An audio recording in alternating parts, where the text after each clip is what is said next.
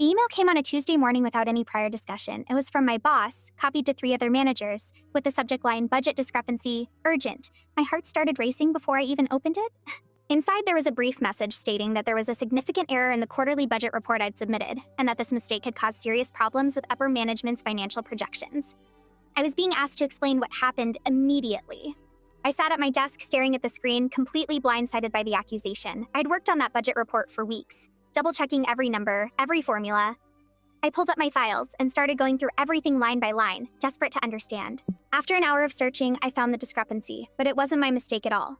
The error came from data that the finance department had provided to me. I'd used their numbers exactly as they'd given them. I gathered all my documentation carefully, the original emails from finance showing their numbers, my spreadsheets showing where each number came from, and I requested an immediate meeting with my boss.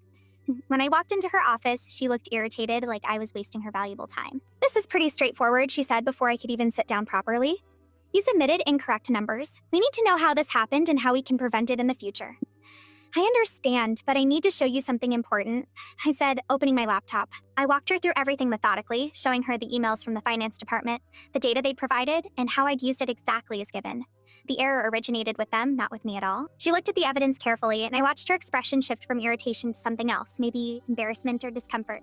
She was quiet for a long moment. "Well, you still should have caught this," she finally said. "Part of your job is to verify the information you receive from other departments." I felt like I'd been punched hard in the stomach. She was moving the goalposts, changing the criticism from "you made an error" to "you didn't catch someone else's error." I tried to stay calm. With respect, I'm not trained in financial analysis. I use the data provided by the department that specializes in this exact work. If there's a new expectation that I verify all their work, I need to know that explicitly. She dismissed me shortly after, saying she'd look into it. But the damage was already done. That email she'd sent, copied to multiple managers, had already painted me as careless and incompetent. Even if she corrected the record privately, those people had already formed their opinion of me based on her accusation. The next day, I learned that she'd sent a follow-up email to the finance department about their error, but she never sent a correction to the managers she'd originally copied. My name was still attached to the mistake in their minds. I asked her about it directly, and she said there was no need to rehash everything and that people would move on naturally. But they didn't move on. In the following weeks, I noticed a shift in how I was treated. My suggestions and meetings were questioned more thoroughly. My work was scrutinized more carefully than before. One of the managers she'd copied even made a comment about making sure we're all on the same page this time when I presented a new report, and everyone in the room knew exactly what he was referring to. What hurt most was that I'd been blamed publicly and corrected privately, if at all.